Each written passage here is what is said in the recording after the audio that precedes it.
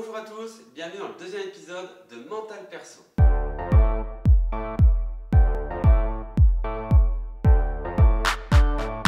Aujourd'hui, nous allons voir le discours à ne surtout pas utiliser lorsque vous êtes entraîneur, capitaine d'équipe ou bien même parent. Votre discours va être très important, car parfois le joueur a besoin d'une parole pour rester concentré dans le match, ou il a besoin d'une parole pour décupler sa motivation.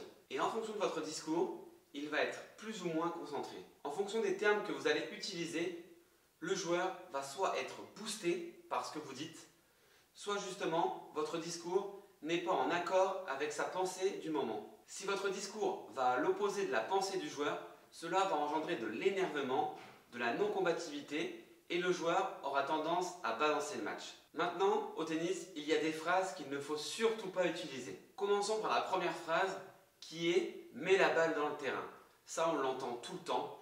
Mais si c'est un joueur qui a pour tactique le débordement progressif, donc il va avoir tendance à prendre des risques plus qu'un joueur lambda, et dans ce cas, forcément, il va faire plus de fautes directes. Dans ce cas, ayez un discours soit technique, soit tactique. Si le joueur doit finir en 3 ou 4 frappes, déjà, c'est pas en 1 ou 2. Il a 1 ou 2 frappes pour mettre en danger l'adversaire afin qu'il puisse obtenir une balle favorable. Donc c'est à vous de le guider, si vous êtes capitaine d'équipe par exemple, à lui dire après coup, non tu vois celle-là, c'était pas la balle à attaquer.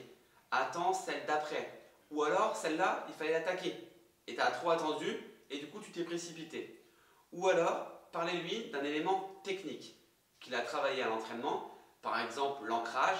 Dites-lui, tu vois ton ancrage sur la balle d'attaque, tu n'as pas appuyé assez fort dans le sol. Trouvez avec lui un mot déclencheur afin qu'il puisse penser à un élément technique ou tactique pendant le match. Surtout, dites au joueur qu'il est dans le vrai. Ça va le mettre en confiance, mais guidez-le sur des éléments clés. La deuxième phrase qu'on entend souvent, c'est pas de double faute. Alors là, pareil, attention. Le joueur, si vous lui dites pas de double faute, dans le mot pas de double faute, il y a double faute. Et en plus, il y a une négation. Donc déjà, vous cadrez le joueur à faire une double faute. Même vous, ça vous est déjà arrivé, vous êtes en train de servir, vous dites pas de double, pas de double, pas de double, et finalement, une double faute. C'est à vous de le guider, soit pareil sur une zone de jeu, donc extérieure, sur le tee ou sur l'homme. Guidez-le pour que le joueur se concentre sur une zone et plus sur le point, ni sur la double faute.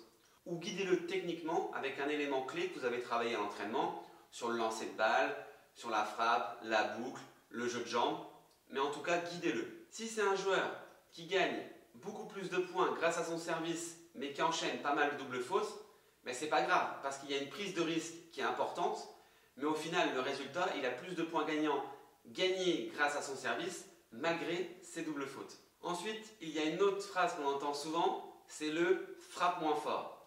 C'est pareil, si pour le joueur, prendre du plaisir, c'est de frapper fort, il peut frapper fort. Maintenant, c'est comment il peut réussir à frapper fort et être en réussite. C'est identique, c'est à vous de le guider.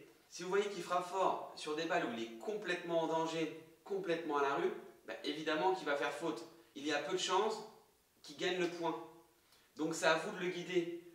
Le guider sur quelle balle il peut frapper fort, à quelle hauteur de balle il peut frapper fort, et quelle tactique de jeu il va mettre en place pour qu'il puisse obtenir cette balle où il va pouvoir prendre du plaisir en frappant fort. Si vous le dites de ralentir le jeu, le joueur ne sait pas le faire. Donc non seulement il va perdre des points, il va se fatiguer et en plus il ne va pas prendre de plaisir. Donc faites attention au discours que vous allez utiliser avec vos joueurs. Donc en tant qu'entraîneur, capitaine d'équipe et même parent, votre discours peut changer un match. J'espère que cette vidéo vous a plu. N'hésitez pas à laisser des commentaires. N'oubliez pas de vous abonner. Nous on se revoit très vite. À bientôt.